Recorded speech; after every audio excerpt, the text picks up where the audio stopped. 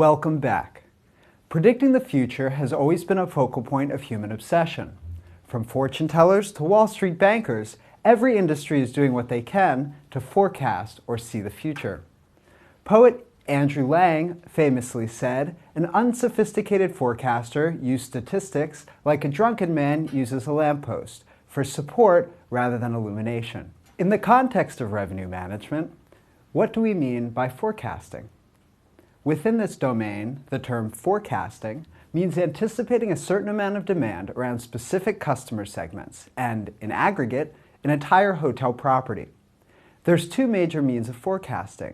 One, your unconstrained forecast, or those controlled by capacity, and two, your unconstrained forecast, or those not controlled by capacity. Forecasting is the fundamental backbone of revenue management for a hotel. Depending on a variety of different factors, both micro and macro data points can impact how a hotel forecasts and what is used in developing the forecast.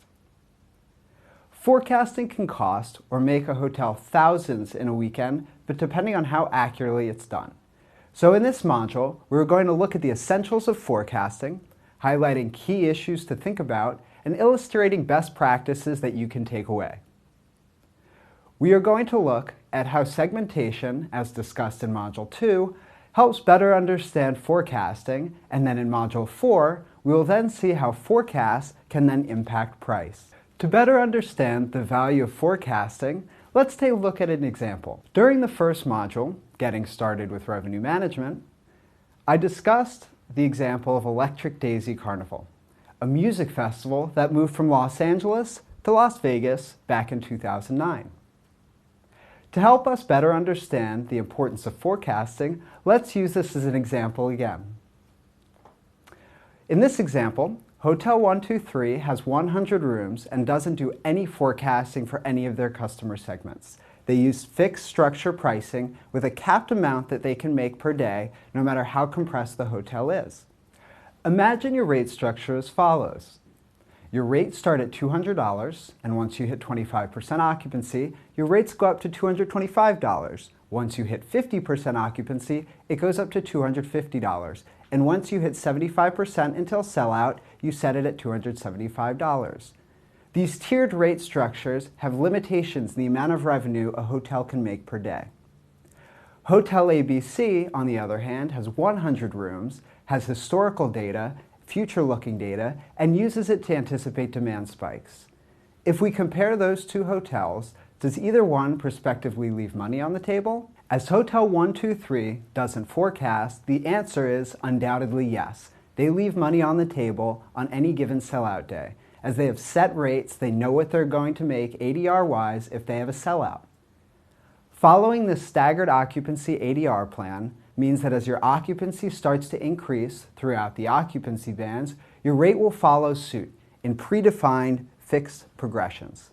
But the maximum you'll ever charge is $275, no matter how high demand may eventually be. There are several major detriments from not forecasting. The main one is a hotel can't plan. With proper forecasting, a hotel will better understand demand trends and can raise rates earlier and higher than the ADR of $237.50. Hotel ABC, on the other hand, fluctuates its price based off of its overall unconstrained forecast for the property, and thus isn't limiting its revenue amount that it can earn. In our example, due to the unprecedented demand as a result of Electric Daisy Carnival, it can react so prices can be higher. Because they're able to see that huge demand very early on, Hotel ABC, instead of having to be reactive with prices and raise rates only when they hit certain occupancy bands, they can be proactive, meaning raise rates earlier and more rapidly and make a lot more money. In the last module, we discussed the value of segmentation. It is really important to forecast at a segment level in order to properly yield a hotel rate per segment and promote a certain segment if there's a high need period. While Hotel ABC may have foresight into EDC and price appropriately to the high demand periods, it will also have insight into distress periods where sales and marketing can promote accordingly. Before jumping too far ahead, let's take a step back and review some of the basic hotel vocabulary to empower you to better understand the concepts I discussed in the next modules.